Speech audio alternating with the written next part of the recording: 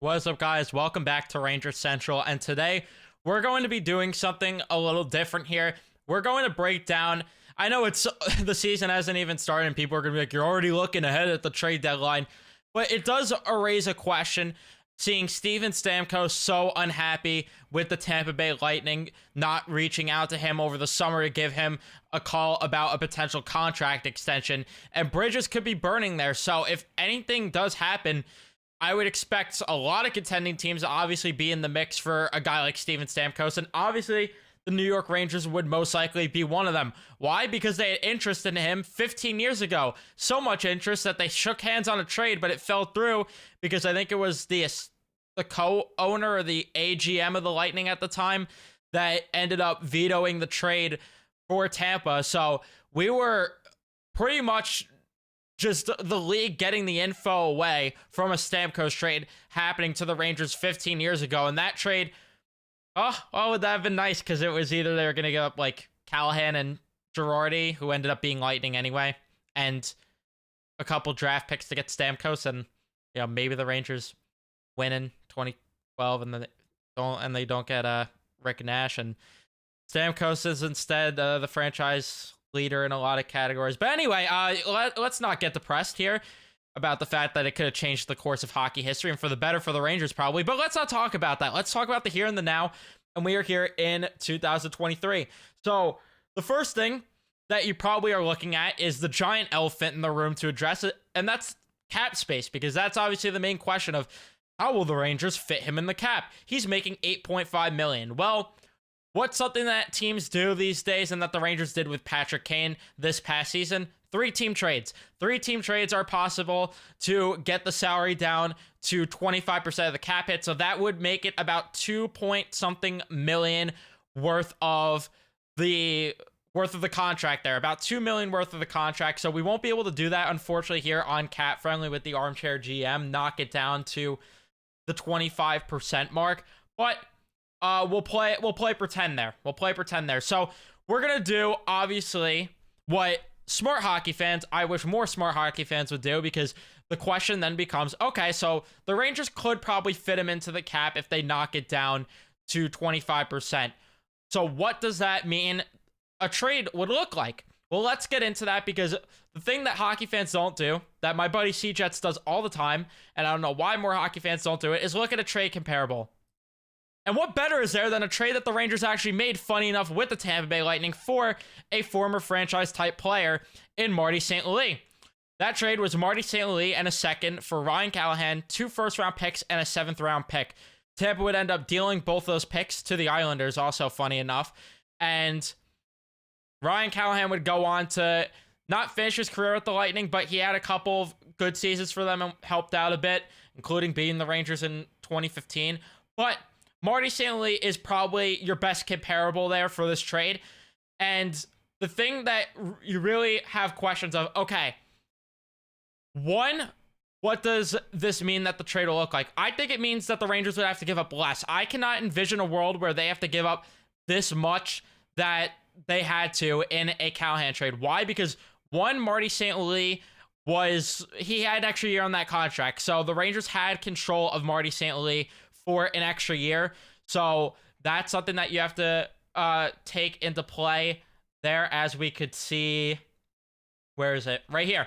Right here we could see he had an extra year of control on that contract. So the Rangers got to get an extra year out of Marty St. Louis. But your next question might be, okay, well, Steven Stamkos is a far better player than Marty St. Louis. Well, I wouldn't exactly say a far better player, because if you look at right before he was traded to the Rangers, he was a point per game player, but the year before, well over a point per game in that shortened season. Almost a point per game player here, well over it there, well over it there. And then if you look at Steven Stamkos, who I actually didn't have on the ready for his stats, obviously 100 points is a huge step up from what Marty St. Louis does, and I don't believe Marty St. Louis even sniffed 40 goals, at least towards the end of his career is what I meant. But early on, of course, he scored 40, but still, I mean, Steven Stamkos didn't score 40 last year, scored 34, was over a point per game, well over it the year before, deals with some injury problems, but still, it's a very good comparison, And I would, like I say, if I had to guess, the Rangers would have to give up less probably for a for one David Stamkos. I almost said Marty St. Louis, and I don't know why I got lost there for a second, but I would guess that it would be less. Plus, the Rangers aren't obligated to take a second round pick as well in a trade. So they got 2 first round picks, the Lightning. It would not cost that at all if the Rangers don't get a second. If they just get Steven Stamkos, and even if it is like the Patrick Kane deal where they get like Cooper Zek, which is an AHL player just to help for the run in Hartford. So if they just get Steven Stamkos alone, they shouldn't have to give up that much. Plus a third team, a sweetener is never really that much. They gave up like nothing to the Arizona Coyotes for that Patrick Kane deal. I don't even think they actually gave up an asset. I think that the Hawks might have actually gave up an asset there. But that raised the question, okay, so who is your comparable to Ryan Callahan? Because Ryan Callahan, right before he got traded to the Tampa Bay Lightning, had 25 points with the Rangers in 45 games played, had 31 points the year before, 54 the year before that, 48 before that. So you get the point. But as you were getting closer to the trade, he was not putting up the points as much. Who's the comparison there? You look at the roster, you have a couple of potential candidates there. You have Capo Caco as a candidate there. I would say that that's a no-go because I think he's in for a big year and I think he's going to prove it. Then you have guys like Filipino, who, again, I don't think the Rangers are going to want to move. But I didn't mention one of the younger players, and I know Ranger fans are not going to want to hear it, but Alexis Lafreniere.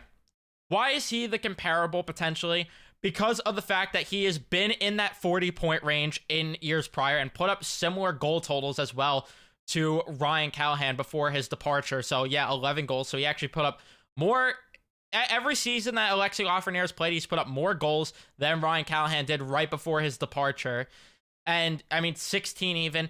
Granted, Lafreniere has not had that type of year, but say Lafreniere's having a similar year to what we've seen in years prior and is putting up like this point pace where he's half a point a game, would be good.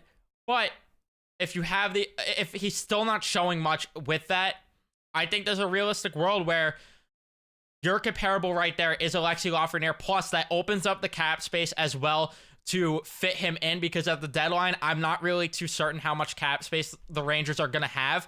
So I think Alexis Lafreniere is the perfect fit in this deal because of the fact that opens the cap, is a similar comparable to Ryan Callahan in that deal. And if anything, Tampa's getting a better player because Ryan Callahan was on the back end of his career and was dealing with injuries during his time in Tampa, where Lafreniere is still a young player and they could potentially get more out of Alexis Lafreniere. And knowing the Lightning, they will get more out of Lafreniere, but I don't know if I foresee it working here. So that's probably your comparable right there, is Alexis Lafreniere.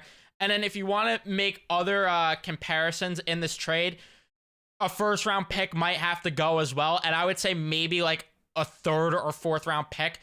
And at the very most, you have to give up like an AHL prospect, which who is that? I don't know. But what would that mean? So let's say that it is Alexis Lafreniere going away in that deal, and then they do move a first round pick, and they don't have a lot of third and fourth round picks, but say it is let's overdo it, and let's say it's a third round pick in 2026 just to deplete more, and just for the sake of it, let's overdo it even more just to be on the safe side, so people say, oh, it's fleecing them. Let's just throw a guy like Robertson in the deal, who I don't foresee having a future with the Rangers. I think that is more than enough for the Tampa Bay Lightning to at least listen on the offer. Plus, as I'm recording this video, this is going up at a later date, it was announced Vasilevsky had back surgery and he's going to miss the first 2 to 3 months of the season. So that really might affect things and might force Tampa's hand that they might end up being sellers come the trade deadline because they're in such a bad position with the team. So they might do it. Plus, do you want to lose your franchise captain for nothing? Don't think that's a good look. So we, of course, get Steven Stamkos here. And again, I unfortunately can't get the retention that you would otherwise for the 75% here. So we'll just do the trade without any retention for the sake of it.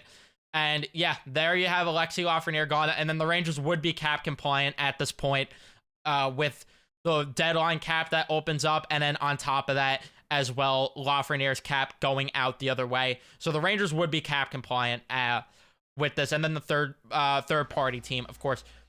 Then you of course have just madness here with Steven Stamkos.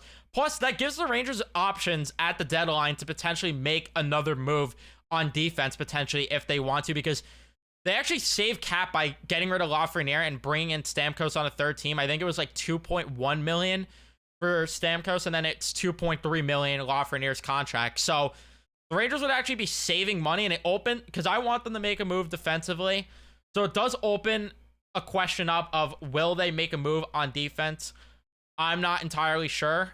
It depends how much cap they have at the deadline as well. But I mean, Steven Stamkos, you could plug him into a lot of different positions. I meant to have these two flipped, but for now I just have these as the lines. I know people might be like, Miller, Fox, really? I don't know, but I just have it there for the sake of it. But Stamkos, you could plug throughout the lineup anywhere. He could play wing, he could play center. It does not matter. And say Phil Petel is not proving it enough at center and he's still struggling to win faceoffs and can't develop a 200-foot game, and you want to take pressure off him, okay, Steven Stamkos could slot in there. Kakko could play with Kreider and Zibanejad.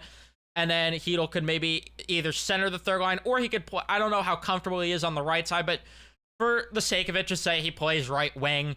I mean, I'm not too concerned with the line combinations. Or say they want Stamkos on the wing, I'm sure he could play on the right side, and you could just have him. I mean, him with Kreider and Zibanejad would be magic. I think that would be great. Or him just with Panarin, I think would be electric. I think this would most likely be your ideal lineup if Steven Stamkos is brought in. And yeah, if Lafreniere's not showing it, at least in New York, I think that this trade makes all the sense in the world. And also, how much does this friggin' make your power play lethal? You have Stamkos for the one-timer on one unit and Zibanejad in the one-timer for the other unit. You must be calling the Rangers Jack Carl at this point with all the options they have with Steven Stamkos on the roster. So I think that this makes a ton of sense for potentially both parties, because if Tampa Bay is still, because let's not forget, when they made that St. Louis trade, they were still in contention, the Tampa Bay Lightning, and they made the playoffs that year, second in the division. So they might want to get something versus nothing, especially if Steven Stamkos is unhappy and requests to trade out of there.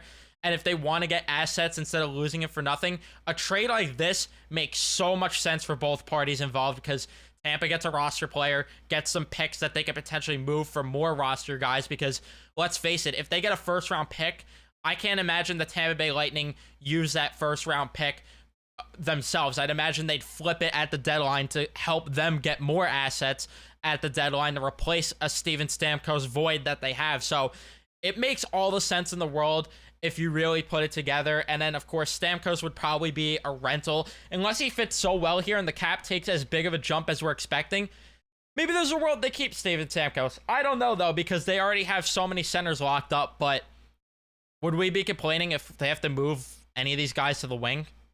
I don't think so.